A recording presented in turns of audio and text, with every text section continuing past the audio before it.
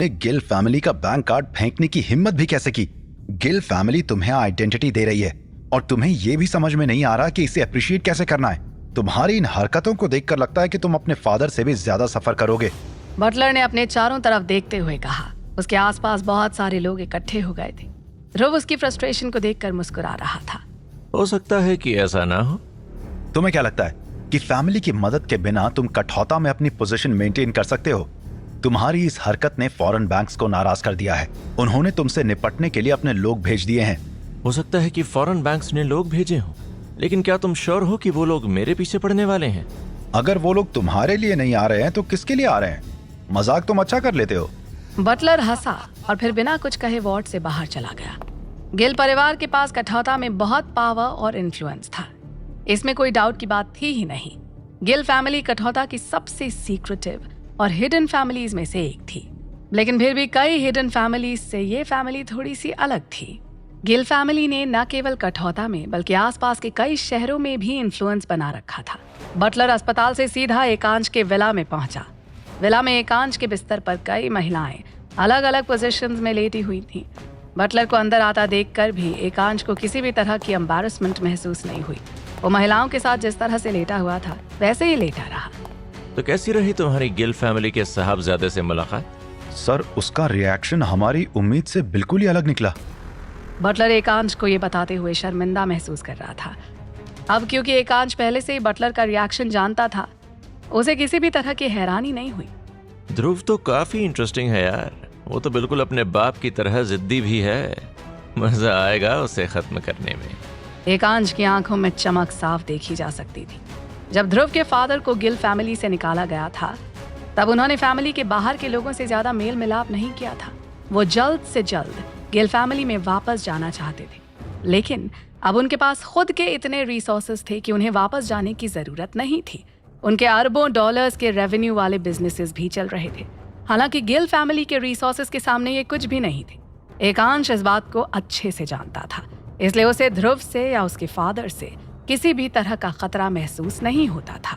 कहीं तुम गिल फैमिली की पार्टी का पर्पस तो नहीं भूल गए हो? बाहर से देखने में ये भले ही दादी की बर्थडे पार्टी लगे, लेकिन इसमें जो इवेंट्स होंगे वो बहुत इंपॉर्टेंट होंगे। बटलर को एकांश की बात समझ आ गई थी। ध्रुव की दादी की बर्थडे पार्टी में कठौता के सब इम्पोर्टेंट लोग आने वाले थे, लेकिन पार्टी केवल इसी एक रीजन की वजह से खास नहीं थी। कुछ और भी था जो पार्टी को खास बनाने वाला था। बात यह थी कि दादी ध्रुव के फादर से बहुत प्यार करती थी। जब उसके फादर को गिल फैमिली से निकाला जा रहा था, तब वो बीमार पड़ी हुई थी। अगर वो बिस्तर पर नहीं पड़ी होती तो ध्रुव के फादर को घर छोड़कर जाने नहीं देती। इस बात को लेकर वो खुद को आज तक गिल्टी महसूस करती थी। उन्हें उम्मीद थी कि वो एक दिन अपने पोते को जरूर दोबारा देखेंगी, और इस बार एक और इम्पोर्टेंट काम जो दादी करने वाली थी वो थी अपनी विल बनाना। गिल फैमिली की विल में केवल पैसे का ही मेंशन नहीं होने वाला था। विल में फैमिली के सोशल कॉन्टैक्ट्स का भी जिक्र होने वाला था। ये विल इतनी ज्यादा इम्पोर्टेंट होने वाली थी कि दिल्ली की सारी मेजर फैमिली सांस रोक के विल के बाहर आने का वेट कर रही थी। बटलर जानता था कि एकांश उससे क्या एक्सपेक्ट कर रहा था। उसने एकांश को अश्योर करते हुए कहा, सर, मुझे अच्छे से ये बात पता है कि हम ध्रुव को बर्थडे पार्टी में आने नहीं दे सकते। एक तरीका है जिससे ध्रुव को पार्टी में आने से रोका जा सकता है। अगर उसकी गर्लफ्रेंड को दोबारा से कोई नुकसान पहुंचा दिया जाए तो वो पार्टी में आने की भी नहीं सोचेगा, और हमारे पास डॉक्टर साहब तो हैं ही। एकांश ने कमरे के एक कोने पर काले कपड़े पहनकर बैठे हुए एक इंसान की ओर इशारा किया। उसने हाथ में एक चाय का कप पकड़ा हुआ था। वो डॉक्टर मिन्हास था, डॉक्टर सचान का वही स्टूडेंट जो कि फ्रांस से आया हुआ था। उसके ट्रीटमेंट मेथड्स वेस्टर्न और ट्रेडिशनल दोनों से अलग हुआ करते थे। डॉक्टर मिन्हास ने चाय का कप हवा में ऊपर उठा के एकांश से कहा, मिस्टर गिल, आप चिंता मत करिए। मैं जैसा कहता हूँ वैसा करते रहिए। ध्रुव को बर्बाद करने में ज्यादा टाइम नहीं लगेगा। एकांश मिन्हास की बात सुन के मुस्कुरा दिया। ठीक है। एकांश ने अपने बगल में लेटी हुई महिला की पीठ पर थपकी दी और उसे मिन्हास की तरफ जाने का इशारा किया। महिला वाइन का ग्लास हाथ में लेकर मिन्हास की ओर बढ़ी।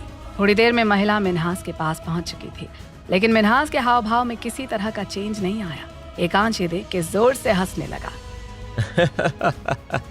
आपको मान गए डॉक्टर साहब। आप लेडीज और अल्कोहल से खुद को कैसे दूर रख लेते हैं? आपको तो टोस्ट भी चाय से करना पड़ेगा। एकांश की बात सुन के मिन्हास भी मुस्कुरा दिया। दूसरी ओर बटलर के चले जाने के बाद ध्रुव तृप्ति के साथ हॉस्पिटल में रुका हुआ था। थोड़ी देर में उसे उसके फादर का फोन आया। बेटा, तुम्हारी गर्लफ्रेंड को होश आ गया? हाँ पापा, होश तो आ गया है, लेकिन फिलहाल वो सो रही है। 10 दिन बाद तुम्हारी दादी का बर्थडे है। हम अपने घर वापस चलेंगे। तृप्ति को भी अपने साथ ले चलेंगे। भले ही ध्रुव के फादर फॉरेन में अपने बिजनेस में बिजी थे, लेकिन फिर भी उन्हें अपनी माँ का बर्थडे याद था। इस साल फाइनली उनके अंदर घर वापस आने की करेज आ गई थी।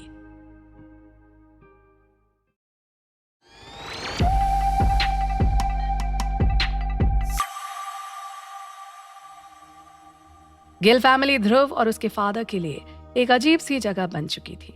अपने फादर की आवाज सुन के ध्रुव को लग रहा था कि उनके वापस जाने से गिल फैमिली में बहुत केओस मचने वाला था। ध्रुव ने थोड़ी देर तक फादर से फोन पर बात की। फोन रखने के बाद उसने जसविंदर से पूछा, गिल फैमिली के पास आखिर कितना पैसा है? जसविंदर ने ध्रुव की बात सुन के एक गहरी सांस ली और बोलना शुरू किया। हजारों करोड़ से तो ऊपर ही होना चाहिए, लेकिन क्योंकि ये एक हिडन फैमिली है, इसीलिए हम सही से पता नहीं लगा सकते। लेकिन कुछ इंटेलिजेंस रिपोर्ट की मानी जाए तो इन्होंने फॉरेन बैंक से सांठगांठ कर रखी है और इनकी नेटवर्थ अरबों रुपए की है। अपनी संपत्ति को सीक्रेट रखने के लिए गिल फैमिली फोर्ब्स मैगजीन को भी बहुत सारा पैसा दिया करती थी। अगर फोर्ब्स मैगजीन अपनी रिच लिस्ट में गिल फैमिली को शामिल करती तो हर बार टॉप पोजीशन गिल फैमिली को ही मिलती। ये दुनिया में इकलौता ऐसा केस था जिसमें कोई फैमिली खुद को रिच लिस्ट से बाहर रखने के लिए फोर्ब्स मैगजीन को पैसे दिया करती थी। ध्रुव को धीरे धीरे करके ये सारी बातें पता चल गई थीं। उसको सोच में डूबा हुआ देखकर आभा उसके पास आई। क्या हुआ ध्रुव? बहुत देर से गुमसुम बैठे हो। आभा की बात सुनकर ध्रुव मानो सपने से बाहर आ गया। उसने मुस्कुराकर आभा से कहा, कुछ भी तो नहीं। यार तुम थके हुए लग रहे हो। तुम्हें सिर दर्द हो रहा है क्या? लाओ तुम्हारा सिर दबा दूं। आभा ये कह के ध्रुव के नजदीक आके खड़ी हो गई। ध्रुव आभा के शरीर की गंध को भी महसूस कर सकता था। आभा ध्रुव के सिर की मालिश करने में बिजी थी और ध्रुव का ध्यान बार बार उसकी चेस्ट पर जा रहा था। ध्रुव ने अपने माइंड को डाइवर्ट करने के लिए आभा से बात करनी शुरू कर दी। आजकल तुम बहुत कड़ी मेहनत कर रही हो। हाँ, तो मुझे मेहनत करनी भी चाहिए। वैसे मैं मेहनत अपनी बेस्ट फ्रेंड के लिए कर रही हूँ, तुम्हारे लिए नहीं। आभा ने हंसते हुए ध्रुव के सिर पर प्यार से थपकी दी। ध्रुव भी मुस्कुरा दिया। फिर उसने देखा कि आभा अचानक से सीरियस हो गई थी। यार मैं बार बार उस डॉक्टर के बारे में सोच रही हूँ जो डॉक्टर सचान के साथ आया था। तुम किसी से उसके बारे में पता कराओ ना। वो मुझे बहुत अजीब लगता है। वो हमेशा काले कपड़े क्यों पहने रहता है? ध्रुव ने आभा से वादा किया कि वो डॉक्टर के बारे में जल्द ही इन्फॉर्मेशन निकलवा लेगा। तृप्ति के मदर फादर को हॉस्पिटल में रहते रहते काफी वक्त हो गया था। ध्रुव ने उनसे घर जाके रेस्ट करने के लिए कहा। ध्रुव खुद भी काफी थक चुका था। तृप्ति के मदर फादर के जाने के बाद वो भी हॉस्पिटल की एक बेंच पर लेट गया और उसकी आंख लग गई। कुछ घंटे बाद जब वो उठा तो उसने देखा कि आभा अभी भी उसके बगल में लेटी हुई थी। आभा ने सोते हुए अनजाने में ध्रुव को अपनी बाहों में जकड़ लिया। ध्रुव को शुरुआत में तो काफी अजीब लगा, लेकिन उसे एहसास हुआ कि अगर वो उठ के बैठने की कोशिश करेगा तो आभा जग जाएगी, इसलिए वो चुपचाप आभा के बगल में लेटा रहा। थोड़ी देर बाद जब आभा उठी तो ध्रुव को अपने बगल में देखकर चौंक गई, लेकिन उसने भी खुद को ध्रुव से अलग करने की कोशिश नहीं की, क्योंकि अब तक ध्रुव ने उसकी बाहों में बाहें डाल ली थीं। वो दोबारा से सो चुका था। सो के उठने के बाद ध्रुव अपनी माँ के पास चला गया। ध्रुव चाहता था कि जब भी वो गिल फैमिली में वापस जाए तब उसके साथ उसकी माँ भी हो। उसकी माँ ने उसको पढ़ाने के लिए जिंदगी भर बहुत मेहनत की थी। ऐसा लगता है कि इतनी मेहनत की वजह से ही वो इतनी जल्दी बूढ़ी हो गई थी। ध्रुव जब अपनी माँ के पास पहुंचा तब वो कपड़े धो रही थी। वो कुछ दिनों तक ध्रुव के बुक किए हुए होटल में रही थी, लेकिन फिर उन्होंने अपने पुराने घर के पास ही एक कमरा रेंट पर ले लिया था, क्योंकि उन्हें होटल रूम में रहने की आदत नहीं थी।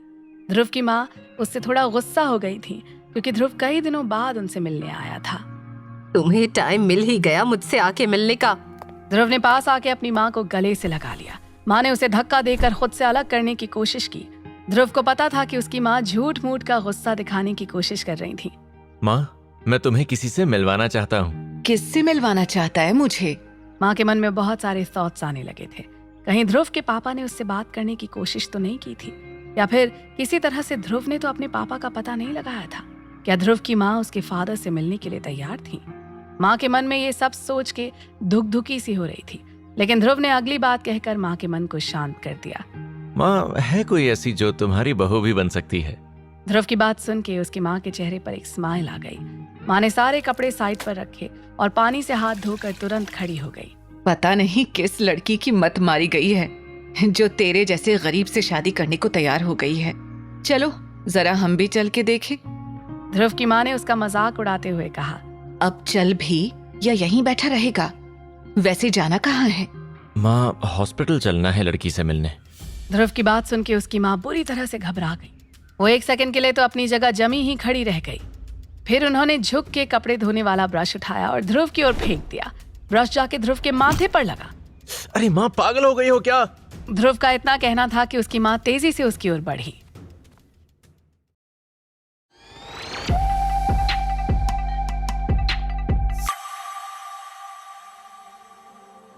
माँ, मेरी बात सुनो, वैसा बिल्कुल भी नहीं है जैसा तुम सोच रही हो। ध्रुव की माँ कपड़े धोने का ब्रश लेके उसके पीछे दौड़ रही थी। उन्हें लग रहा था कि उनके नालायक बेटे ने अपनी गर्लफ्रेंड को शादी से पहले प्रेग्नेंट कर दिया है और ध्रुव ने तृप्ति को अस्पताल में इसलिए एडमिट कराया है क्योंकि वो तृप्ति का अबॉर्शन कराना चाहता है। ध्रुव की माँ उससे बुरी तरह नाराज थी। एक तो हम वैसे भी पैसे की कमी की वजह से स्ट्रगल कर रहे हैं, ऊपर से तुम रोज नए गुल खिला के आ जाते हो। ध्रुव की माँ उसके पीछे भागते भागते थक गई थी। ध्रुव ने मौका देखकर अपनी माँ के हाथ से ब्रश छीन लिया। उसने माँ को सहारा देकर बेड पर बैठाया। उसकी माँ बुरी तरह से हाँफ रही थी। ध्रुव ने एक ग्लास में पानी भर के अपनी माँ को पानी पीने के लिए दिया। माँ, मेरी गर्लफ्रेंड का नाम तृप्ति जिंदल है और वो हॉस्पिटल में इसलिए एडमिट है क्योंकि एक एक्सीडेंट में उसे चोट लग गई थी। ध्रुव की बात सुनकर उसकी माँ को गिल्ट भी हुआ और तृप्ति के लिए चिंता भी हुई। तो ये बात तुमने मुझे पहले क्यों नहीं बताई? हाँ, माँ फिर से ध्रुव पर भड़कने लगी। आपने मौका ही नहीं। माँ ने ध्रुव की बात बीच में काटते हुए बोलना शुरू किया। अब कैसी है वो? खतरे से तो बाहर है ना? ध्रुव की माँ का दिल जोर से धड़क रहा था। खुद ही हॉस्पिटल चल के देख लो। ध्रुव ने मुस्कुराते हुए अपनी माँ से कहा। वो दोनों तुरंत ही हॉस्पिटल के लिए निकल गए। ध्रुव की माँ ने रास्ते में तृप्ति के लिए सेब खरीद लिए।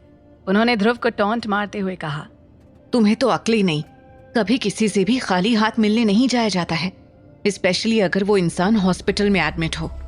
ध्रुव और उसकी माँ कुछ देर में हॉस्पिटल पहुंच गए। वहां आभा पहले से ही मौजूद थी। तृप्ति अभी भी अपने बेड पर आंखें बंद करके लेटी हुई थी।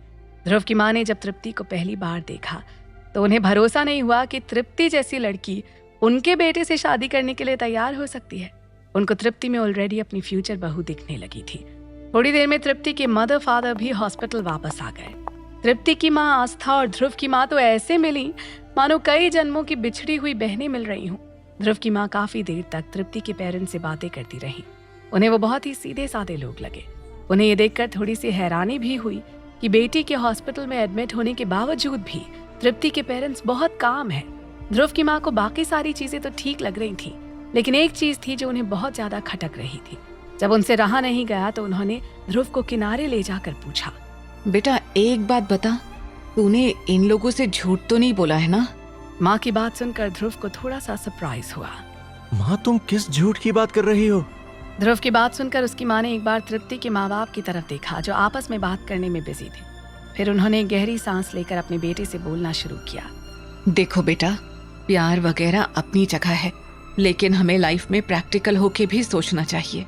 ध्रुव को माँ की पहेलियां समझ में नहीं आ रही थी। वो थोड़ा सा इरिटेट हो गया। माँ, तुम इतना ड्रामा क्यों करती हो? सीधे सीधे बोलो, क्या कहना चाहती हो? बेटा, उनकी और हमारी हैसियत में बहुत फर्क है। वो एक बहुत बड़ी फैमिली से आते हैं। अगर उन्हें हमारी पूरी सच्चाई पता चल गई तो वो शायद तृप्ति की शादी तुझसे करने के लिए राजी नहीं होंगे। मैं तुझसे बस ये जानना चाह रही थी कि तूने तृप्ति और उसके माँ बाप से अपने बैकग्राउंड के बारे में कुछ छुपाया तो नहीं है ना? ध्रुव की माँ शक की नजरों से अपने बेटे को देख रही थी। ध्रुव अपनी माँ की इनोसेंस पर मुस्कुराने लगा। नहीं माँ, ना तो मैंने उनसे कुछ छुपाया है और न ही किसी तरह का झूठ बोला है। ध्रुव की माँ की आंखों में अभी भी एक क्वेश्चन बना हुआ था। इसके बावजूद भी तृप्ति तुझसे शादी करने के लिए तैयार है? ध्रुव अपनी माँ की आंखों में छपे हुए क्वेश्चन को साफ साफ पढ़ सकता था। तुम्हें और लग रहा होगा कि तृप्ति के बैकग्राउंड की लड़की मुझसे शादी करने के लिए तैयार है। तुम्हें ऐसा लगना पूरी तरह से नेचुरल भी है। ध्रुव ने अपनी माँ के कंधों पर हाथ रखा। अब वो थोड़ा सा सीरियस लग रहा था। माँ, मैं अभी तुम्हें पूरी बात नहीं बता सकता, लेकिन इतना जरूर कहूंगा कि पापा वापस आने वाले हैं और उनके वापस आते ही तुम्हें सारी चीजें समझ आ जाएंगी। ध्रुव के फादर का जिक्र होते ही उसकी माँ का चेहरा पूरी तरह से काला पड़ गया। उनको समझ नहीं आ रहा था कि ध्रुव के फादर वापस क्यों आ रहे हैं। क्या उन्हें पता नहीं था कि गिल फैमिली उनके लिए रेड कार्पेट नहीं बिछाने वाली थी? ध्रुव की बात सुनकर उसकी माँ बुरी तरह से घबरा गई थी, लेकिन इससे पहले वो अपने कंसर्न ध्रुव से शेयर कर पाए, आभा दौड़ते हुए वहां आई। उसने एक्साइटेड होकर ध्रुव से कहा, तृप्ति को होश आ गया। आभा की बात सुनकर ध्रुव भागते हुए तृप्ति के हॉस्पिटल वार्ड में गया। विश्वास और आस्था वहां पहले से ही मौजूद थी। तृप्ति अपने आसपास के लोगों को घूरे जा रही थी।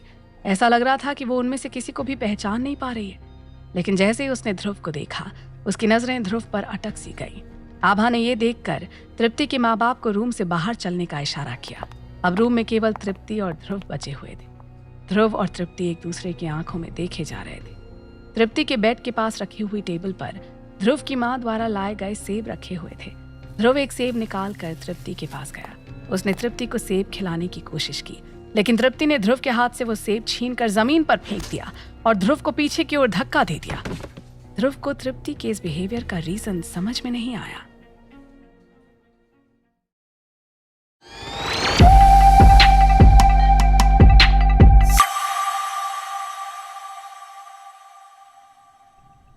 तृप्ति, तुम्हें अचानक से क्या हो गया? मुझे नहीं पहचाना क्या? मैं ध्रुव हूँ। ध्रुव की बात का तृप्ति पर कोई भी असर नहीं हुआ। वो गुस्से से ध्रुव को घूरे जा रही थी। जब उसने दोबारा से तृप्ति के पास जाने की कोशिश की तो वो जोर जोर से चीखने लगी। उसकी चीख सुन के हेड नर्स भागते हुए अंदर आई। क्या हुआ तृप्ति? तृप्ति ध्रुव की ओर इशारा करके रोने लगी। सिस्टर, मेरे रूम में कोई स्ट्रेंजर घुसा है। मुझे उससे बहुत डर लग रहा है। आप इसे तुरंत रूम से निकालो। हेड नर्स ने तृप्ति को चुप कराने की बहुत कोशिश की, लेकिन वो ध्रुव की प्रेजेंस में खुद को बहुत ही अनसेफ महसूस कर रही थी। आभा, विश्वास और आस्था तृप्ति के हॉस्पिटल रूम के बाहर खड़े हुए थे। आभा ने कांच से झांककर अंदर देखा तो पाया कि तृप्ति ध्रुव की तरफ अग्रेसिव इशारे कर रही है। ये देखकर वो रूम के अंदर आ गई। तृप्ति के मदर फादर भी आभा के पीछे पीछे रूम के अंदर आ गए। अंदर का नजारा देखकर वो सब सन्न रह गए। जिस ध्रुव को तृप्ति अपनी जान से भी ज्यादा प्यार करती थी, वो उसी ध्रुव को गंदी गंदी गालियां देके रूम से बाहर जाने के लिए कह रही थी। हेड नर्स के लिए भी तृप्ति को कंट्रोल करना बहुत मुश्किल होता जा रहा था। आभा को ध्रुव की हालत पर बहुत तरस आ रहा था।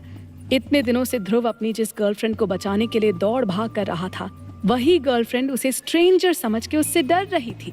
आभा ने ध्रुव की तरफ इशारा करके तृप्ति से पूछा, तृप्ति, तुम सच में ध्रुव को नहीं जानती हो? आभा की बात सुन के तृप्ति और भी ज्यादा भड़क गई। उसने आभा पर भी चिल्लाना शुरू कर दिया। मुझे पता है कि तुम दोनों मिले हुए हो। तुम दोनों मिलके मुझे और मेरी फैमिली को मार डालना चाहते हो। तुम दोनों मेरी फैमिली की प्रॉपर्टी के पीछे क्यों पड़े हुए हो? तृप्ति को इस बात की भनक भी नहीं थी कि वो बेसर पैर की बातें कर रही है। जिन लोगों को वो अपनी लाइफ का विलन समझ रही थी, उनमें से एक उसका बॉयफ्रेंड था और दूसरी उसकी बेस्ट फ्रेंड। जब ध्रुव और आभा पर चीख चिल्लाकर उसका मन भर गया, तो उसकी नजर अपने माँ बाप पर पड़ी। माँ बाप को देखते ही तृप्ति की आंखों में आंसू आ गए। माँ, मेरे पास आओ। ध्रुव और आभा को ये देखकर थोड़ी राहत मिली कि तृप्ति ने कम से कम अपने माँ बाप को तो पहचान लिया था। तृप्ति की माँ जाके अपनी बेटी की गले लग गई। उनकी आंखों से आंसू आ रहे थे। तृप्ति के फादर विश्वास भी खुद को कंट्रोल नहीं कर सके। उनकी आंखें भी गीली हो गई थी। वो भी अपनी बीवी और बेटी के पास जाकर खड़े हो गए। थोड़ी देर में फैमिली के तीनों लोगों ने एक दूसरे को बाहों में भर लिया। इसी दौरान तृप्ति ने फुसफुसाते हुए अपने माँ बाप से कहा, मम्मी, पापा, आप मेरी बात ध्यान से सुनो। जो ये लड़का लड़की आपके पीछे खड़े हुए हैं ना, वो एक नंबर के स्कैमर्स हैं। वो एक कपल बन के लोगों को लूटते हैं। आप लोग इनके चक्कर में बिल्कुल भी मत पड़ना। तृप्ति की माँ ने हाँ में सिर हिलाया। उन्हें तृप्ति की बातें सुनकर बहुत बुरा लग रहा था। वो मन ही मन ध्रुव को अपना दामाद मान चुकी थी और उनकी बेटी ध्रुव के बारे में ऐसी बातें कर रही थी। उन्होंने हिम्मत करते हुए तृप्ति से पूछा, बेटा, तुम्हें सच में याद नहीं कि वो लड़का कौन है? अपनी माँ के कहने पर तृप्ति ने फिर से ध्रुव की ओर ध्यान से देखा। उसने ना में सिर हिला दिया, लेकिन उसे धीरे धीरे आभा के बारे में कुछ याद आ रहा था। कुछ देर बाद वो आभा को देखकर अचानक से चिल्ला पड़ी, आभा, तुम कहाँ थी इतने दिनों से? पता है मैंने तुम्हें कितना मिस किया। तृप्ति की बात सुन के आभा को बहुत ही ज्यादा सुकून महसूस हुआ। उसकी बेस्ट फ्रेंड ने फाइनली उसे रिकॉग्नाइज कर लिया था। वो दौड़ के आभा के पास गई और उसे गले लगा लिया। ये देख के ध्रुव की भी उम्मीद बढ़ने लगी। उसे भी लगने लगा था कि तृप्ति धीरे धीरे उसे भी रिकॉग्नाइज कर ही लेगी, लेकिन उसका अजम्पशन पूरी तरह से गलत था। तृप्ति अपने पेरेंट्स और आभा से बात करने में मशगूल हो गई थी। उसे याद ही नहीं रहा कि ध्रुव भी उस रूम में मौजूद है। तृप्ति के एक्सीडेंट से पहले ध्रुव उसकी लाइफ में सबसे इम्पोर्टेंट इंसान हुआ करता था। वो धीमे कदमों से रूम से बाहर निकल गया। कुछ देर में वो अपनी माँ के पास पहुंच गया, जो हॉस्पिटल की बेंच पर बैठी हुई थी। उसकी माँ के हाथों में एक लाल लिफाफा था जिसमें कुछ पैसे रखे हुए थे। ध्रुव की माँ की फैमिली में पहली बार बहू से मिलने पर उसे लाल लिफाफे में रखकर पैसे देने की परंपरा थी। अभी तक ध्रुव की माँ को ऐसा करने का मौका ही नहीं मिला था। लिफाफे में रखे हुए पैसे उन्होंने लोगों से उधार लिए थे। जब उन्हें पता चला कि तृप्ति ने ध्रुव को पहचानने से इनकार कर दिया है तो उनका दिल बैठ गया। उन्होंने इस चीज के लिए भी ध्रुव को ब्लेम करना शुरू कर दिया। तुमने ही पक्का कुछ गड़बड़ की होगी, तभी उसने तुम्हें पहचानने से इनकार कर दिया। अपनी माँ की बात सुन के ध्रुव थोड़ा सा इरिटेट हो गया। माँ, तुम्हें तो हर चीज में मेरी ही गलती नजर आती है। उसने मुझे छोड़ के बाकी सब लोगों को पहचान लिया है। पता नहीं क्यों वो मुझे स्पेशल ट्रीटमेंट दे रही है। ध्रुव तृप्ति के बिहेवियर से दुखी था। उसकी माँ को भी ये बात समझ में आ गई। उन्होंने ध्रुव के कंधे पर हाथ रख के कहा। उनकी टोन पूरी तरह से चेंज हो चुकी थी। कोई बात नहीं बेटा, एक मेजर एक्सीडेंट के बाद उसे इतने दिनों बाद होश आया है। शायद उसकी मेमोरी पर कोई फर्क पड़ा हो। टेंशन मत लो, धीरे धीरे उसे सब याद आ जाएगा। माँ के समझाने का ध्रुव पर कोई भी असर नहीं पड़ा। माँ, उसे केवल मैं ही याद नहीं हूँ। वो वहां से उठकर डॉक्टर के पास चला गया।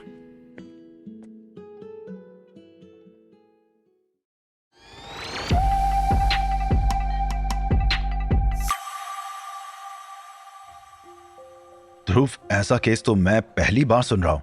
हालांकि इस तरह के एक्सीडेंट के बाद लोगों को टेम्पररी एमनीजिया हो जाता है, लेकिन मैं ये नहीं समझ पा रहा हूँ कि वो बस तुम्हें ही पहचानने से क्यों इनकार कर रही है। डॉक्टर ने ध्रुव से पूछा, जो कि उसके कैबिन में हताश सा बैठा हुआ था। डॉक्टर की बात सुनकर उसने कंधे उचका दिए। मुझे भी तब से यही बात समझ नहीं आ रही है। डॉक्टर को ध्रुव से सहानुभूति तो थी, लेकिन उसके लिए कोई भी डिसीजन लेने से पहले कुछ चीजों के बारे में जानना बेहद जरूरी था। उसने अपना गला साफ करते हुए ध्रुव से पूछा, अच्छा, एक बात बताइए, आपके और पेशेंट के बीच में कॉम्प्लिकेटेड हिस्ट्री रही है क्या? जैसे कि एक्सीडेंट से पहले आपका रिलेशनशिप एक रफ पैच से गुजर रहा था, या आप लोगों के बीच में फ्रीक्वेंटली झगड़े हुआ करते थे? ऐसा कुछ चल रहा था क्या? ध्रुव ने ना में सिर हिला दिया। नहीं डॉक्टर, ऐसा तो कुछ भी नहीं था। हाँ, नॉर्मल कपल्स की तरह हमारे बीच भी कहासुनी हुआ करती थी, लेकिन कभी ऐसा मेजर कुछ भी नहीं हुआ कि हमें उससे एड्रेस करने की जरूरत पड़े। ध्रुव की बात सुनकर डॉक्टर कुछ देर के लिए पूरी तरह से चुप हो गया। उसे तृप्ति के इस तरह से रिएक्ट करने का रीजन समझ नहीं आ रहा था। कुछ देर की चुप्पी के बाद वो बोला, फिर तो यार इसका रीजन समझने के लिए तुम्हें डॉक्टर साचन के पास ही जाना पड़ेगा, जिन्होंने तृप्ति की सर्जरी की है। वो इस फील्ड के एक्सपर्ट हैं। तो चलिए चलते हैं डॉक्टर सचान के पास। ध्रुव डॉक्टर सचान के पास जाने की जल्दी में था। उसे तृप्ति का बिहेवियर बहुत बॉदर कर रहा था। वो नहीं चाहता था कि उसकी गर्लफ्रेंड उसे जिंदगी भर पहचान ही ना पाए। माफ करना ध्रुव, लेकिन मैं तुम्हारे साथ नहीं जा पाऊंगा। डॉक्टर साचन ने एक स्पेशल रिक्वेस्ट पे आके तृप्ति की सर्जरी की थी। मेरी तो उनसे मिलने की औकात ही नहीं है। वो बिना अपॉइंटमेंट के तो खैर किसी से मिलते भी नहीं है, और मुझे पता है कि मुझे वो अपॉइंटमेंट मिलने वाला है नहीं। तुम ट्राई करके देखना चाहते हो तो देख लो। डॉक्टर ने पूरी तरह से हाथ खड़े कर दिए थे। ध्रुव डॉक्टर की बात सुनकर काफी डिसअपॉइंटेड हो चुका था। ये डॉक्टर सचान का अपॉइंटमेंट मिलता कैसे है? बहुत सारे पैसे खर्च करने पड़ते हैं क्या? ध्रुव की बात सुनकर डॉक्टर को हंसी आ गई थी। यार ध्रुव, मैं तुम्हें एक सलाह जरूर दूंगा। एक बात याद रखना कि डॉक्टर साचन पैसे से हाथ में आने वालों में से नहीं है। तुमने अगर पैसा देके उनका टाइम खरीदने की कोशिश की तो वो इतना गुस्सा हो जाएंगे कि तुमसे मिलेंगे भी नहीं। डॉक्टर ने ध्रुव से साफ साफ कह दिया। ध्रुव उठकर वहां से चला गया। उसे पता था कि डॉक्टर सचान गिल फैमिली के किसी मेंबर की रिक्वेस्ट पर तृप्ति की सर्जरी करने आए थे। क्या ये काम सचमुच एकांश गिल का था? ध्रुव ये सोचते हुए डॉक्टर के कैबिन से बाहर आ गया। बाहर आके वो सीधे तृप्ति के रूम में गया। वहां पर आभा, ध्रुव की माँ और तृप्ति के माँ बाप मौजूद थे। ध्रुव की माँ के हाथ में अभी भी एक लाल लिफाफा था। वो तृप्ति को घूरे जा रही थी, जो अब तक फिर से सो चुकी थी। ध्रुव ने गला साफ करते हुए उन सबसे कहा, मुझे कुछ जरूरी काम आ गया है, मैं थोड़ी देर के लिए बाहर जा रहा हूँ, आप यहीं पर रुकिए। ध्रुव इतना कहकर हॉस्पिटल से निकल गया। वहां मौजूद सभी लोगों को लग रहा था कि ध्रुव तृप्ति के बिहेवियर की वजह से हर्ट हो गया है और वो फिलहाल तृप्ति के आसपास नहीं रहना चाहता है। लेकिन सच कुछ और ही था। ध्रुव हॉस्पिटल से सीधा जसविंदर के पास पहुंचा। उसने जसविंदर को तृप्ति की हालत के बारे में बताया। जसविंदर को भी तृप्ति के बिहेवियर के बारे में सुन के हैरानी हुई। हमें किसी भी तरह से डॉक्टर सचान का अपॉइंटमेंट लेना होगा। अब वो ही इस गुत्थी को सुलझा सकते हैं। जसविंदर ध्रुव की बात से थोड़ा सा असहमत था। सर, डॉक्टर साचन के पास जाने से पहले हमें उनके उस स्टूडेंट के पास चलना होगा जो कि उनको तृप्ति की सर्जरी में असिस्ट करने के लिए फ्रांस से आया था। जसविंदर की बात सुन के ध्रुव को आभा की याद आ गई। उसने भी ध्रुव को डॉक्टर सचान के स्टूडेंट के बारे में वार्न किया था। जसविंदर ने अपनी बात जारी रखी। मुझे पता चला है कि कुछ समय के लिए उसके अलावा सर्जरी रूम में कोई भी नहीं था। जसविंदर की बात सुन के ध्रुव के कान खड़े हो गए। वो दोनों तुरंत वहां से अस्पताल की तरफ चल दिए। रास्ते में जसविंदर ने ध्रुव से कहा, देखिए सर, जहाँ तक मैं तृप्ति को जानता हूँ वो आपसे बहुत प्यार करती है। उसके लिए आपको यूं ही भूल जाना कोई नॉर्मल काम नहीं है। जसविंदर की बात सुन के ध्रुव थोड़ा सा घबरा गया। तुम क्या कहना चाह रहे हो कि किसी ने सर्जरी करते वक्त तृप्ति के सबकॉन्शियस माइंड के साथ छेड़छाड़ की है? जसविंदर ने हाँ में सिर हिला दिया। अगर ऐसा सच में हुआ था तो इस प्रोसेस को रिवर्स करना एक बड़ा ही मुश्किल काम था। थोड़ी देर में जसविंदर और ध्रुव हॉस्पिटल पहुंच गए। वो तुरंत ही हॉस्पिटल के सिक्योरिटी रूम में गए।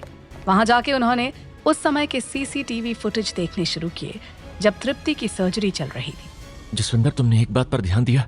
बीच में आधे घंटे की सीसीटीवी फुटेज मिसिंग है। जसविंदर ने टाइम स्टैम्प पर नजर डाली। ध्रुव सही बोल रहा था। ये देख के दोनों के रोंगटे खड़े हो गए। ठीक उसी समय तृप्ति के हॉस्पिटल रूम के बाहर एक इंसान आया। विश्वास और आस्था रूम के बाहर ही बैठे हुए थे। वो दोनों उस इंसान को देखते ही अपनी जगह से खड़े हो गए। उनके पैरों के नीचे जमीन खिसक गई थी। उन दोनों को ग्रीट किए बिना वो इंसान रूम के अंदर चला गया। विश्वास और आस्था ने उसे रोकने की हिम्मत भी नहीं की। तृप्ति, मैं आ गया हूँ। तृप्ति ने धीमे से आंखें खोली और आदमी की तरफ देखा। अपने पेरेंट्स के रिएक्शन के बिल्कुल उलट तृप्ति के चेहरे पर सरप्राइज की एक लाइन भी नहीं थी।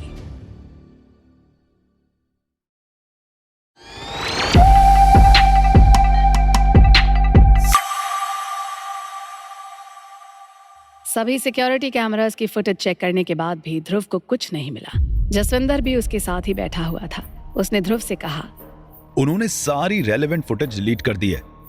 मैंने पुलिस से भी मदद लेने की कोशिश की थी, लेकिन पुलिस स्टेशन में भी उनके पास कोई भी फुटेज अवेलेबल नहीं है। दूसरी पार्टी ने अपने कनेक्शंस का यूज करके फुटेज रिमूव करा दी होगी। जसविंदर की बात सुन के ध्रुव को झटका लगा। उसे शक था कि ये काम गिल फैमिली के ही किसी मेंबर का है। शायद वो नहीं चाहते थे कि ध्रुव की फैमिली में वापस हो। ये अफसोस की बात थी कि उसे और उसके फादर को वापस जाना पड़ रहा था। वो इन सब चीजों के बारे में सोच ही रहा था कि जसविंदर ने उससे कहा, हालांकि मैं डॉक्टर नहीं हूँ, लेकिन तृप्ति की हालत देखकर लग रहा है कि वो कुछ दिनों में नॉर्मल हो जाएगी। ध्रुव ने सिर हिलाया। उसे भी ऐसा ही लग रहा था। ध्रुव से कोई भी झूठ बोल सकता था, लेकिन उसे विश्वास था कि तृप्ति उससे झूठ नहीं बोलेगी। तृप्ति का बिहेवियर देखकर ये कहना बहुत आसान था कि वो अपनी मेमोरी खो चुकी है, लेकिन उसके कई सारे एक्शंस ऐसे भी थे जो इसके बिल्कुल ऑपोजिट कहानी कह रहे थे। ध्रुव को लग रहा था कि होश में आने में तृप्ति ने नॉर्मल से ज्यादा समय लगा दिया था। शायद ऐसा भी हो रहा हो कि होश में आ जाने के बाद भी तृप्ति आंखें बंद किए हुए लेटी रही हो। क्या तृप्ति ने जब पहली बार आंखें खोली थी तो उसके हॉस्पिटल रूम में ध्रुव के अलावा कोई और था? क्या उसने डर के मारे आंखें बंद कर ली थी? जसविंदर ने ध्रुव को अश्योर करते हुए कहा, आप चिंता मत करिए ध्रुव सर, मेरे आदमी जब तक इस मिस्ट्री को सुलझा नहीं लेते तब तक चैन से नहीं बैठेंगे। ध्रुव को जसविंदर पर पूरा भरोसा था। उसने जसविंदर के कंधे पर हाथ रख दिया। उसे अपने एक और साथी से कांटेक्ट करना जरूरी था। उसने तुरंत निहाल को फोन लगाया और कहा, हम गिल फैमिली में लौट रही हैं। अब हमें और भी ज्यादा हार्ड वर्क करने की जरूरत पड़ेगी। ध्रुव ने निहाल से कहा। हालांकि उसने निहाल को तृप्ति के बारे में कुछ नहीं बताया। वो निहाल को बिल्कुल भी डिस्ट्रैक्ट नहीं करना चाहता था। निहाल को और भी जरूरी कामों पर कंसंट्रेट करना जरूरी था। दूसरी ओर ध्रुव के एक्शंस के कॉन्सिक्वेंसेस किसी और को झेलने पड़ रहे थे। गिल फैमिली के विला के मेन हॉल में कई सारे लोग इकट्ठा हुए थे। सारे लोग या तो कुर्सियों पर बैठे हुए थे या फिर गद्दों पर, लेकिन एक शख्स ऐसा भी था जो जमीन पर बैठा हुआ कांप रहा था। वो शख्स था एकांश का बटलर। मुझे माफ कर दीजिए। मेरा इंटेंशन गिल फैमिली को डिसरिस्पेक्ट करने का बिल्कुल भी नहीं था। गिल फैमिली ने बटलर को समन इसलिए किया था क्योंकि उसकी प्रेजेंस में गिल फैमिली के विला और गराज की चाबी जमीन पर फेंक दी गई थी। गिल फैमिली के मेंबर्स को सबसे ज्यादा दुख गिल फैमिली के बैंक कार्ड की डिसरिस्पेक्ट से पहुंचा था। बटलर ने वहां मौजूद सारे फैमिली मेंबर्स को डिटेल में घटना सुनाई। उसका कहना था कि ध्रुव ने ये सब इतनी जल्दी किया कि उसे रिएक्ट करने का मौका ही नहीं मिला। बटलर ने कहानी पूरी करके एक औरत की तरफ देखा जो कि उसके भाग्य का फैसला करने वाली थी। वो औरत थी एकांश की माँ। उसकी आंखें तेज थीं, और ऐसा लग रहा था जैसे वो किसी की हत्या करने जा रही हो। गिल फैमिली एक बड़ी फैमिली थी। किसी भी बड़े परिवार की तुलना गिल फैमिली से नहीं की जा सकती थी, भले ही वो मित्रन परिवार ही क्यों ना हो। गिल परिवार के सामने उनकी औकात ज्यादा नहीं थी। गिल फैमिली के पास न केवल अपनी फाइनेंशियल टीम्स, कंपनीज और प्रोडक्शन लाइंस थी, बल्कि उनके पीछे हथियारों की भी ताकत थी। इसके अलावा गिल फैमिली कठौता में बहुत ही पॉपुलर थी। जो लोग किसी भी बड़े पोस्ट पर बैठने की इच्छा करते थे, उन्हें गिल फैमिली के आशीर्वाद की जरूरत पड़ती थी। इसलिए कोई भी किसी भी कीमत पर गिल फैमिली को ऑफेंड नहीं करना चाहता था, और ध्रुव ने एकदम ऐसा ही किया था। उसने गिल फैमिली को ऑफेंड किया था। एक और बात जो गिल फैमिली को और भी खास बनाती थी वो था उनका कंट्रोल। वो कभी भी पावर पॉलिटिक्स में डायरेक्ट पार्टिसिपेट नहीं करते थे। वो हमेशा एक किंग मेकर की भूमिका में रहते थे। उन्होंने कभी भी किंग बनने की नहीं सोची। इसलिए दिल्ली में कितने ही किंग्स चेंज क्यों ना हो जाएं, गिल फैमिली की रेपुटेशन कांस्टेंट बनी रहती थी। एकांश को डर लग रहा था कि बटलर के साथ उसे भी सजा दी जा सकती है। तभी उसकी माँ ने खड़े होकर हॉल में मौजूद लोगों को एड्रेस करना शुरू कर दिया। इसमें मेरे बेटे एकांश की गलती है। अपनी माँ की बात सुन के एकांश और वहाँ मौजूद सभी लोग चौंक गए। हॉल में तुरंत ही खुसर फुसर शुरू हो गई। एकांश की माँ ने आगे बोलना शुरू किया। मेरे बेटे की गलती ये है कि वो एक बहुत ही दयालु इंसान है। उसे उस सड़क छाप ध्रुव पर दया आ गई थी, और गिल फैमिली का मेंबर होने की वजह से मेरे बेटे ने उसकी मदद कर दी थी। हाँ, मैं ये मानती हूँ कि मेरा बेटा अभी थोड़ा यंग है और उसे समझ नहीं आया कि कहाँ रुक जाना है, लेकिन उसे बिल्कुल भी आइडिया नहीं था कि वो बदमाश ध्रुव गिल फैमिली की रेपुटेशन को मिट्टी में मिलाने की कोशिश करेगा। एकांश की माँ की बात खत्म होते ही हॉल में सन्नाटा छा गया। एकांश की माँ अच्छे से जानती थी कि गिल फैमिली में ध्रुव के फादर के खिलाफ सेंटिमेंट बहुत ही स्ट्रॉन्ग था। उसने उन्हीं सेंटिमेंट्स का यूज करके अपने बेटे को बचा लिया था। हॉल में मौजूद सभी लोगों का ध्यान एकांश और बटलर से हट चुका था। वो सभी ध्रुव और उसके फादर के खून के प्यासे हो चुके थे। मैंने सुना है उस भगोड़े ने फॉरेन में बड़ा बिजनेस सेटअप कर लिया है। इतना ही बड़ा बिजनेसमैन बन गया है तो अपने बेटे को कठौता में क्यों छोड़ा हुआ है? उसे क्या लगता है कि अपने बेटे की मदद से वो गिल फैमिली के गढ़ में सेंध मारने में कामयाब हो जाएगा? सेंध तो क्या ही मारेगा, कठौता की धरती पर कदम तो रख के देखे जरा, सारी औकात पता चल जाएगी।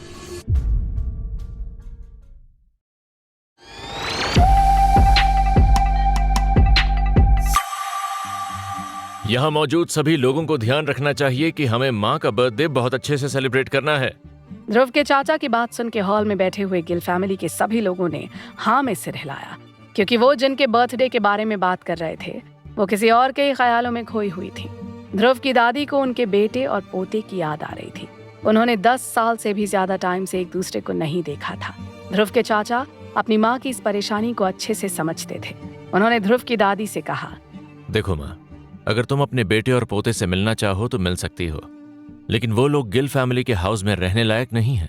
ध्रुव की दादी ने इस बात पर कोई भी रिएक्शन नहीं दिया। और वैसे भी ध्रुव के फादर को ये बात माननी पड़ेगी कि फॉरेन में भी अपना बिजनेस एस्टैब्लिश करने में उनको अपने सरनेम का बहुत फायदा मिला है। अगर फैमिली का सरनेम ना होता तो अभी तक भीख मांगने की नौबत आ चुकी होती उस इंसान की। गिल फैमिली सच में एक बड़ी फैमिली थी। वो पावरफुल और इन्फ्लुएंशियल तो थे ही, साथ में वो नंबर में भी ज्यादा थे। जब वो सब लोग हॉल में बैठकर बातें करते थे तो ऐसा लगता था कि किसी राज दरबार की बैठक चल रही है। ध्रुव की दादी इतने बड़े हॉल में खुद को बहुत ही अकेला फील कर रही थी। उनके आसपास बैठे कई लोग लगातार ध्रुव और उसके फादर पर कमेंट्स कर रहे थे। चूंकि उसे गिल परिवार की केयर नहीं है, इसीलिए गिल परिवार को भी उसकी केयर नहीं करनी चाहिए। इस बार हम उन्हें वापस नहीं आने दे सकते, चाहे कुछ भी हो जाए। एक बार वापस आने की जुर्रत करके देखे तो सही, ऐसा मजा चखाएंगे कि जिंदगी भर याद रखेगा। हर एक कमेंट के साथ ध्रुव की दादी का चेहरा उतरता जा रहा था। वो लगातार अपने बेटे और पोते के बारे में सोच रही थी, लेकिन वो अपने मन की बात खुलकर एक्सप्रेस नहीं कर सकती थी। अगर वो ऐसा करती तो ध्रुव और उसके फादर खतरे में पड़ सकते थे। जब ध्रुव की दादी से और सहा नहीं गया तो वो चुपचाप उठकर अपने कमरे में चली गई। उन्होंने तुरंत अपने बटलर को कमरे में आने के लिए कहा। दादी ने एक बैंक कार्ड निकाल के बटलर से कहा, मुझे तुम्हारी मदद की जरूरत है, जाके मेरे पोते से मिलो। वैसे तो उसे पैसे की जरूरत नहीं है, फिर भी उसके नाम से जो कंपनीज रजिस्टर्ड हैं उनकी एक लिस्ट निकालो और उस बैंक कार्ड का सारा पैसा उन कंपनीज में ट्रांसफर कर दो। बटलर ने बैंक कार्ड हाथ में लिया और ध्रुव की दादी से पूछा। कितना पैसा है इसमें? 1000 करोड़ से तो ऊपर ही होगा। ये सब पैसा मैंने जवानी में कमाया था, अब मुझे इसकी कोई जरूरत नहीं है। बटलर ने सिर झुकाया। वो वहां से निकलने ही वाला था कि ध्रुव की दादी ने पीछे से उसे आवाज दी। सुनो, पैसे को किसी फॉरेन कंपनी में ट्रांसफर करना, ताकि इस मनी ट्रेल को वो तो क्या ध्रुव तक ना ट्रेस कर पाए। समझ गया। बटलर ने सिर हिलाया और वहां से चला गया। जल्द ही ध्रुव के अकाउंट में एक बड़ा अमाउंट ऐड हो गया। दूसरी ओर हॉस्पिटल में एक ऐसी घटना घट रही थी जिसने ध्रुव की मां को हैरान कर दिया। जो कुछ उनके सामने हो रहा था वो रियल भी था। तृप्ति तो उससे बिल्कुल अलग निकली जैसा उनके बेटे ने उन्हें बताया था। एक आदमी गेट से तृप्ति के हॉस्पिटल रूम के अंदर गया और तृप्ति को बाहर ले आया। ध्रुव की मां ही नहीं, विश्वास और आस्था भी हैरान रह गए। तृप्ति अभी अभी ठीक हुई थी। भले ही ऑपरेशन सफल रहा हो, फिर भी उसे तुरंत अस्पताल से छुट्टी नहीं दी जा सकती थी। तृप्ति ने अपनी मां को सामने खड़ा पाया तो कहा, माँ, मैं जा रही हूँ। आस्था अपनी बेटी की बात सुन के सरप्राइज हो गई। बेटी, तुम कहाँ जा रही हो? माँ, मैं बहुत देर से बेड पर लेटी हुई हूँ। मैं ताज़ी हवा लेने के लिए बाहर जा रही हूँ। वैसे अब आपको अस्पताल में मेरा वेट करने की जरूरत नहीं है। तृप्ति ने आंखें झपका के ये सिग्नल करने की कोशिश की कि वो एक अच्छी हालत में है। विश्वास जिंदल ने आगे बढ़कर तृप्ति को रोकने की कोशिश की। ये क्या बेवकूफी कर रही हो? तुम कहीं नहीं जा सकती। अभी तो तुम्हारे टांके भी काटे नहीं गए हैं। तृप्ति अपने फादर की बात सुनकर हंसने लगी। आप अपने काम से काम रखो। आपको मेरे घाव की चिंता करने की कोई जरूरत नहीं है। तृप्ति ने अपने फादर से ठीक से बात भी नहीं की और वो हॉस्पिटल से बाहर चली गई। विश्वास हैरान रह गए। ये उनकी बेटी तृप्ति नहीं थी, ये कोई और था। उनकी बेटी पहले इतनी जिद्दी नहीं थी। आखिर हुआ क्या था? विश्वास ने बेटी का पीछा किया, लेकिन जब तक वो हॉस्पिटल के गेट पर पहुंचे तब तक तृप्ति एक कार में बैठकर वहां से जा चुकी थी। कार में उसके बगल में एक डॉक्टर बैठा था जिसने काले कपड़े पहने हुए थे। मिस जिंदल, आपको टेंशन लेने की जरूरत नहीं है, मैं आपको सेफ रखूंगा। काले कपड़े पहने हुए डॉक्टर ने तृप्ति से कहा। ध्रुव की माँ खड़ी होके ये नजारा देख रही थी। वो तृप्ति की हरकत देखकर हैरान हो रही थी। तभी उनका फोन बजा। उन्हें एक फॉरेन नंबर से कॉल आ रहा था। आमतौर पर उन्हें फॉरेन नंबर से कॉल्स नहीं आया करते थे। उन्होंने फोन उठाया तो एक ऐसी आवाज सुनी जिसे सुनने के लिए वो तरस गई थी। उन्हें ये कॉल ध्रुव के फादर ने किया था। पहले कुछ सेकंड्स के लिए तो ध्रुव की माँ को उसके फादर की बात समझ ही नहीं आई। फिर उन्होंने अचानक से कहा, तुम अभी भी जिंदा हो? ध्रुव के फादर उसकी माँ की बात सुनकर हंस पड़े। क्यों, तुम नहीं चाहती क्या कि मैं जिंदा रहूं? ध्रुव की माँ ने इस बात का कोई जवाब नहीं दिया। अच्छा सुनो, कल मैं कठौता आ रहा हूँ, हम जल्द ही गिल फैमिली के घर पर चलेंगे। ध्रुव के फादर की बात सुनकर उसकी माँ को भरोसा नहीं हुआ।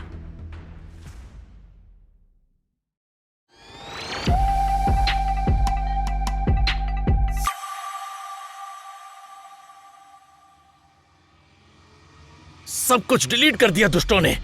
ध्रुव और जसविंदर काफी हाथ पैर मार चुके थे, लेकिन उन्हें उस टाइम की सीसीटीवी फुटेज नहीं मिली थी जब तृप्ति पर डॉक्टर्स ने सर्जरी की थी। ध्रुव इस बात को लेकर बहुत परेशान हो रहा था। उसे ये आइडिया नहीं था कि एक बड़ी प्रॉब्लम उसका इंतजार कर रही है। उसे विश्वास जिंदल का कॉल आया। ध्रुव के फोन उठाते ही विश्वास ने कहा, तृप्ति हॉस्पिटल छोड़ के चली गई है। ध्रुव को लगा कि शायद अस्पताल वालों ने तृप्ति को छुट्टी दे दी हो, लेकिन ऐसा बिल्कुल भी नहीं था। उसे पता चला कि तृप्ति अपनी मर्जी से एक ऐसे आदमी के साथ चली गई थी जिसने काले कपड़े पहने हुए थे। ध्रुव और जसविंदर तुरंत हॉस्पिटल पहुंचे। अब तक तो तृप्ति को गए काफी टाइम हो चुका था। ध्रुव और जसविंदर ने हॉस्पिटल की सीसीटीवी फुटेज देखनी शुरू की। उन्हें पक्का विश्वास था कि फुटेज डिलीट कर दी गई होगी, लेकिन इस बार उनका अजम्पशन गलत निकला। सीसीटीवी फुटेज में तृप्ति एक आदमी के साथ गाड़ी में बैठती हुई दिखाई दे रही थी। इस कार को ट्रैक करो। तभी ध्रुव को किसी का कॉल आया। ये नंबर ध्रुव पिछले कुछ दिनों में कई बार देख चुका था। उसे पता चल गया कि कॉल एकांश गिल ने की है। पहले तो उसने कॉल नहीं उठाई क्योंकि उसे पता था कि एकांश उसका टाइम ही वेस्ट करेगा, लेकिन तभी एकांश ने उसे कुछ ऐसा मैसेज भेजा कि ध्रुव को उसे कॉल बैक करने के लिए मजबूर होना पड़ा। ज्यादा एफर्ट मारने की कोई जरूरत नहीं है। वो कार जिसमें तृप्ति बैठ के गई है वो मिलने वाली नहीं है। क्या हुआ ध्रुव गिल? मुझे तो लग रहा था कि तुम्हारा मुझसे बात करने का मन ही नहीं है। मैं तुम्हारी कॉल एक्सपेक्ट ही नहीं कर रहा था। बोलो, कुछ काम था क्या?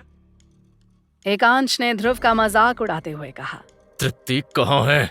एकांश ने अनजान बनने की बहुत ही फेक कोशिश की। अरे मुझे कैसे पता होगा? मुझे तो लग रहा है कि वो जहाँ भी गई है अपनी मर्जी से गई है।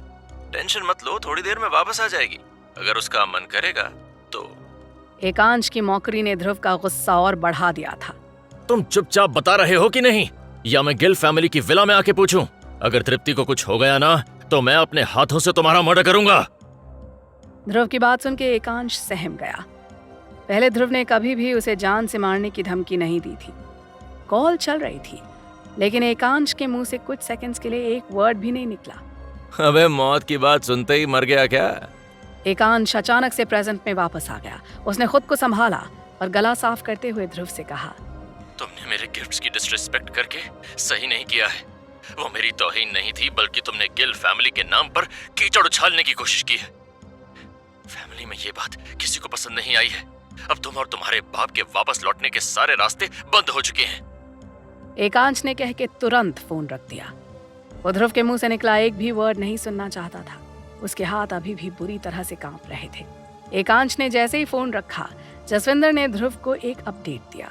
गौरदास को अरेस्ट किया जा चुका था। सोशल मीडिया में ये खबर वायरल हो रही थी कि गौरदास ने प्रियम का यूज करके गिल फैमिली के बिजनेस में घपला करने की कोशिश की थी। गौरदास को कठौता में बदनाम किया जा रहा था। उसके अरेस्ट को ऐसे पोर्ट्रे किया जा रहा था कि घपले का असली मास्टरमाइंड गौरदास था और प्रियम इनोसेंट होने की वजह से उसकी बातों में आ गया था। ध्रुव को समझ आ गया था कि ये खबर उसे बदनाम करने के लिए चलाई जा रही थी। लोगों ने प्रियम के सुसाइड के वक्त ध्रुव को भी पुलिस के साथ प्रियम के घर के बाहर खड़ा देखा था। लोग अभी तक उस विजुअल को भूले नहीं थे। वो एक इनोसेंट आदमी के सुसाइड के लिए ध्रुव को दोषी ठहरा रहे थे।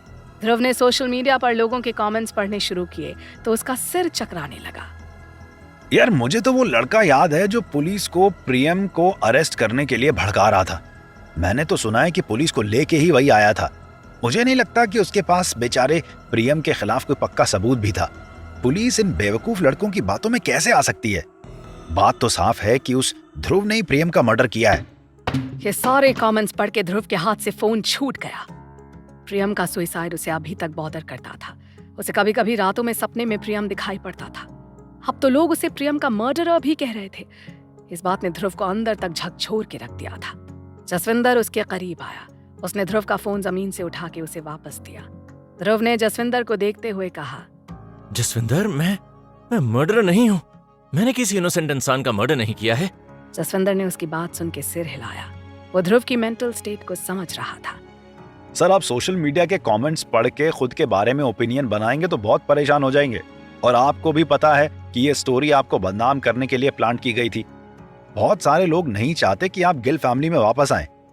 ध्रुव को पता था कि जसविंदर सच बात बोल रहा था, फिर भी उसके दिल को सुकून नहीं मिल रहा था। वो मर्डरर वाला कमेंट उसे कई दिनों तक हॉन्ट करने वाला था। दूसरी तरफ एकांश भी ध्रुव को और ज्यादा परेशान करने का मौका कहाँ ही छोड़ने वाला था। उसने तुरंत ही ध्रुव को एक मैसेज किया। मैं तुम्हें कब से कह रहा हूँ कि गिल फैमिली में तुम्हारी वापसी पॉसिबल ही नहीं है। तुम्हारा बाप था भगोड़ा और तुम हो एक मर्डरर। हम एक भगोड़े और मर्डरर की जोड़ी को फैमिली में वेलकम करके फैमिली की रेपुटेशन को रुइन नहीं कर सकते। ध्रुव ने एकांश का मैसेज पढ़ के मोबाइल किनारे पर रख दिया।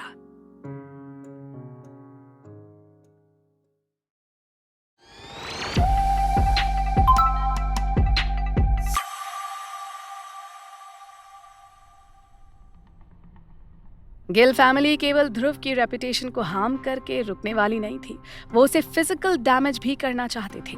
ये करने का सबसे अच्छा हथियार थे निधि वर्मा और उसकी कंपनी, जिसमें ध्रुव के 20% शेयर्स थे। ध्रुव के एसेट्स को एक एक करके डिस्ट्रॉय करना गिल फैमिली के कुछ मेंबर्स का मेन एजेंडा बन चुका था। निधि वर्मा कब उन फैमिली मेंबर्स की फायरिंग लाइन में आ गई उसे पता ही नहीं चला। निधि वर्मा एक बहुत ही सक्सेसफुल बिजनेस वुमन थी, ये बात ध्रुव भी मानता था। वो खुद की एक रियल एस्टेट कंपनी चलाती थी जो कि काफी प्रॉफिटेबल थी। साथ ही साथ एक इन्वेस्टर के तौर पर वो कई कंपनीज में इन्वेस्ट किया करती थी। उसकी ज्यादातर बेट्स ठीक ही निकलती थी। इसका रीजन ये था कि उसने कॉलेज में एक सब्जेक्ट में मेजर नहीं किया था, बल्कि उसका इंटरेस्ट कई सारे फील्ड्स में था। जब उसके सारे दोस्त एक सब्जेक्ट में मेजर करने पर फोकस कर रहे थे, तब वो साइंस, कॉमर्स, आर्ट्स और ह्यूमैनिटीज जैसी बिल्कुल ही अलग अलग फील्ड्स के सब्जेक्ट्स को एक साथ समझने में लगी हुई थी। इस वेरिड एक्सपीरियंस ने उसको सेम चीज को कई एंगल्स से देखना सिखाया था। इसकी वजह से वो वेल इन्फॉर्म्ड बिजनेस डिसीजंस ले सकती थी। इसीलिए उसकी ज्यादातर इन्वेस्टिंग बेट्स उसे प्रॉफिट ही देकर जाया करती थी। लेकिन ये कहानी रातों रात पलट जाएगी, इसका निधि को बिल्कुल आइडिया नहीं था। आज की रात जब निधि सोई थी तो वो एक सक्सेसफुल बिजनेस वुमन थी। कल सुबह जब वो उठी तो उस पर अपने फायदे के लिए लोगों को मरने देने के आरोप लग रहे थे। न्यूज़पेपर की हेडलाइंस कुछ इस तरह की थी। निधि वर्मा की कंपनी ने किया मौत के ड्रग में इन्वेस्ट। अब तक ड्रग लेने से 20 से भी ज्यादा लोगों की मौत हो चुकी है। निधि वर्मा ने एक फार्मास्यूटिकल कंपनी में इन्वेस्ट किया था जो जीन थेरेपी पर रिसर्च कर रही थी। ये एक बहुत ही रिप्यूटेड कंपनी थी जिसके नाम कई सारे इंटरनेशनल पेटेंट्स थे। कंपनी ने क्लेम किया था कि उन्होंने एक ऐसा ड्रग बनाया था जो रिवर्स एजिंग में मददगार साबित हो सकता है। कंपनी ड्रग का ट्रायल कर रही थी। इसी फेज में निधि ने कंपनी में काफी सारा पैसा इन्वेस्ट किया था। धीरे धीरे करके निधि ने रिवर्स एजिंग ड्रग प्रोजेक्ट को पूरा ही टेक ओवर कर लिया था।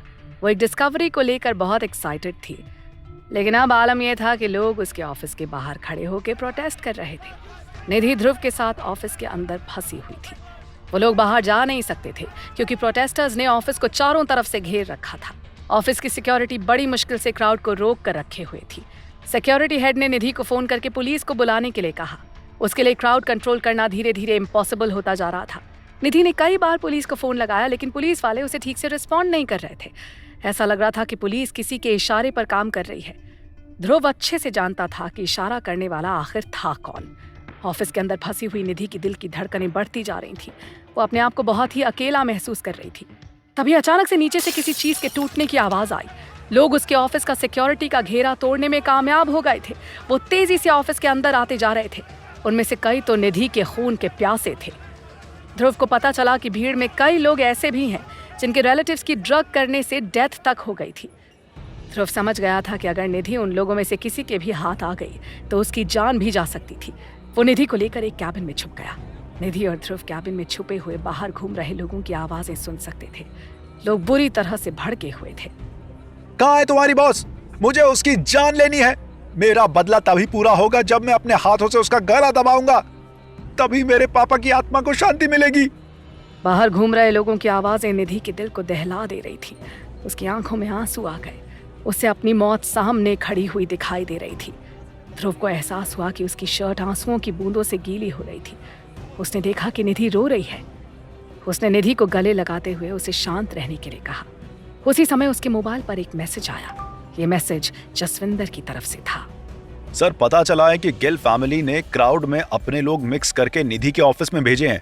वो केवल निधि को ही अटैक नहीं करेंगे बल्कि आपको भी निशाना बनाएंगे। उनका प्राइमरी टारगेट ही आप हो। आपको बहुत केयरफुल रहना होगा। वो आपको मारने की भी कोशिश कर सकते हैं। आप छुप के ही रहना।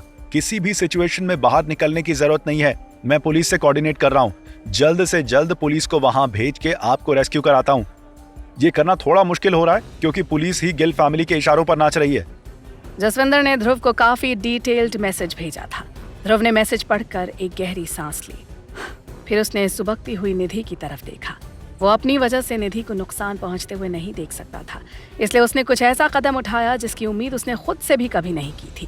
ध्रुव ने गिल फैमिली के ऑफिशियल नंबर पर फोन मिला दिया। गिल फैमिली के मेंबर्स ध्रुव के नंबर से फोन आता हुआ देखकर सरप्राइज हो गए। उनको लगा कि ऊंट फाइनली पहाड़ के नीचे आ ही गया। एकांश की मां ने एक प्राउड स्माइल के साथ फोन उठाया और कहा, हेलो, कौन बोल रहा है? तुम्हें अच्छे से पता है कि मैं कौन बोल रहा हूँ, तो ये सब फालतू की बातें करके टाइम नहीं वेस्ट करते हैं। ध्रुव की बात सुन के एकांश की मां को हंसी आ गई। चलो ठीक है, फिर काम की ही बात कर लेते हैं। फिर मैं चाहता हूँ कि तुमने जो अटैक निधि की कंपनी पर किया है उसे वापस ले लो। उसके बदले में तुम जो चाहोगी मैं करने के लिए तैयार हूँ। ध्रुव निधि की सेफ्टी की खातिर कॉम्प्रोमाइज करने के लिए तैयार था।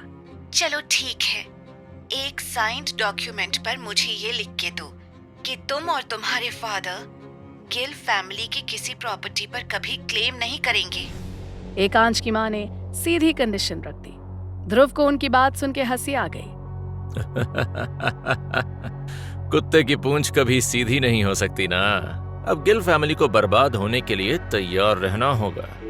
ध्रुव ने ये कहकर फोन काट दिया।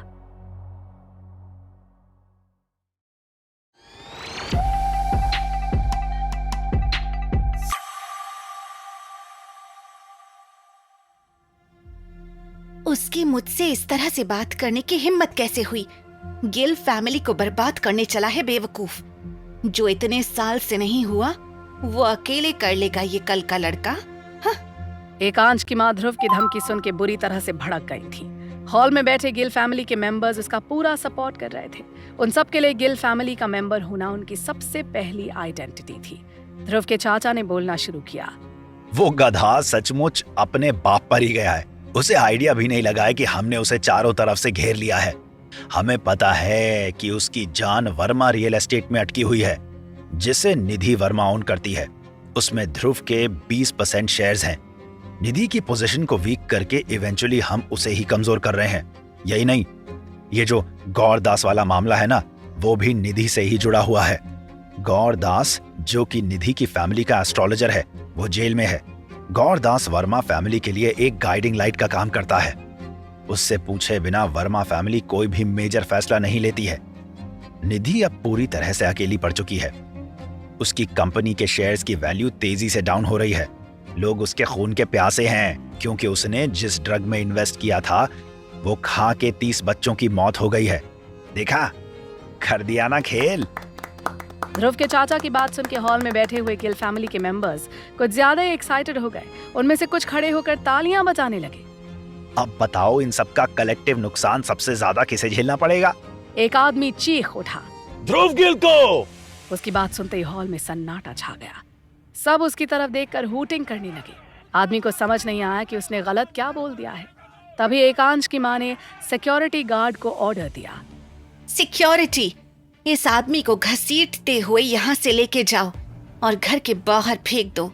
एकांश की मां की बात सुनते ही सिक्योरिटी वाले अंदर आए और आदमी को घसीटते हुए हॉल से बाहर ले गए। इसके बाद एकांश की मां हॉल में मौजूद लोगों से बोली, उसको कोई ध्रुव गिल कहकर नहीं बुलाएगा। हम हैं गिल, वो नहीं। गंदा खून। लोग फिर से एक्साइटमेंट में चीखने लगे और तालियां बजाने लगे। ध्रुव के चाचा ने उन्हें शांत रहने का इशारा किया। और आप लोगों को पता है कि निधि और ध्रुव को सबसे बड़ा शौक क्या लगने वाला है? नहीं। ये निधि के माँ बाप अपनी बेटी की शादी ध्रुव से कराने का सोच रहे थे, ताकि उनका फैमिली बिजनेस और भी बड़ा हो जाए। हमने उनके प्लान्स पर भी पानी फेर दिया है। गिल फैमिली के मेंबर्स ने एक बार और तालियां बजाई। ध्रुव के चाचा ने सिर झुकाकर सबका अभिवादन स्वीकार किया। एकांश की मां भी ध्रुव के चाचा को मिल रहे अप्रिसिएशन से खुश तो थी, लेकिन उसको लग रहा था कि उसका बेटा थोड़ा ओवरशैडो हो रहा है। तभी ध्रुव के चाचा ने एकांश की मां से पूछा, भाभी, मुझे जितना बन पड़ा उतना मैंने किया। अब आप ऑर्डर दें तो मैं इस ध्रुव की कुंडली खंगाल के इस पे कुछ और अटैक करूं? एकांश की मां ने ये बात सुन के ना में सिर हिला दिया। उसने ध्रुव के चाचा को बैठने का इशारा किया। फिर वो अपने बेटे की तरफ मुड़ी और उसे हॉल के सेंटर पर आने के लिए इशारा किया, जहां पर वो खुद खड़ी हुई थी। एकांश अपनी मां के बगल में जाकर खड़ा हो गया। उसकी मां ने हॉल में मौजूद लोगों को एड्रेस करना शुरू कर दिया। मेरे बेटे ने ध्रुव को डिस्ट्रॉय करने की पूरी प्लानिंग कर ली है। मैंने इसे समझा दिया है कि अब इसकी अय्याशी करने की उम्र नहीं रही। अब इसे 4 औरतों के पास जाके मुंह मारने की बजाय एक लड़की को चुन लेना चाहिए, जो लड़की गिल फैमिली को उसका वारिस दे सके। शादी करना या ना करना इसके ऊपर है, लेकिन मुझे गिल फैमिली का वारिस चाहिए इससे। एकांश की मां की बात सुनकर वहां बैठे लोगों ने हाँ में सिर हिलाया। फिर वो अपने बेटे की तरफ मुड़ के बोली, तुम समझ गए ना कि मेरी और पूरी फैमिली की तुमसे कितनी सारी एक्सपेक्टेशंस हैं। इसीलिए अच्छा यही है कि लाइफ में सीरियस हो जाओ और गिल फैमिली के बिजनेस और इन्फ्लुएंस को एक्सपैंड करने पे ध्यान दो, ठीक है? अपनी मां की बात सुन के एकांश ने हाँ में सिर हिलाया। अगले ही पल उसकी मां ने उसके गाल पर एक जोरदार थप्पड़ जड़ दिया। एकांश लड़खड़ा के जमीन पर गिर गया। हॉल में फिर से सन्नाटा पसर गया। लोगों को एकांश की मां की इस हरकत का कोई रीजन समझ नहीं आ रहा था। एकांश की मां सबके सामने जोर जोर से एकांश को डांटने लगी। कहाँ है तुम्हारी मर्दानगी? कहाँ है तुम्हारी जवानी? ये खड़े खड़े सिर क्या हिला रहे थे मेरे बगल में? मुंह से आवाज नहीं निकलती क्या तुम्हारे? एकांश अपने गाल सहलाते हुए अपनी माँ की डांट सुन रहा था। खड़ा हो जा बेवकूफ और चीख के बता सबको कि तू ही डिजर्विंग वारिस है गिल फैमिली का। अपनी माँ की बात सुन के एकांश उछल के खड़ा हो गया। उसने हॉल में मौजूद लोगों की तरफ एक नजर डाली। उसके चेहरे पर वीकनेस का एक भी निशान नहीं दिख रहा था। उसने चीखते हुए लोगों से कहा, आप लोगों को टेंशन लेने की कोई जरूरत नहीं है। मैं फैमिली की पूरी जिम्मेदारी उठाने के लिए तैयार हूँ। एकांश की बात सुनकर उसकी माँ जोर जोर से ताली बजाने लगी। धीरे धीरे करके पूरा हॉल उसकी माँ का साथ देने लगा। एकांश को समझ आ गया था कि उसे अपने वर्ड्स पर खरा उतरना ही पड़ेगा। अगर वो ऐसा करने में असफल रहा तो उसकी अपनी माँ ही उसकी खाल उतार देगी। एकांश को फैमिली पर कंट्रोल करने की शुरुआत ध्रुव को डिस्ट्रॉय करने से करनी थी। अगर वो यही करने में फेल हो गया तो फैमिली का कोई भी मेंबर उसे अपना लीडर मानने के लिए तैयार नहीं होगा। उसके सामने चुनौती बड़ी थी, लेकिन इस खेल में मजा भी आने वाला था।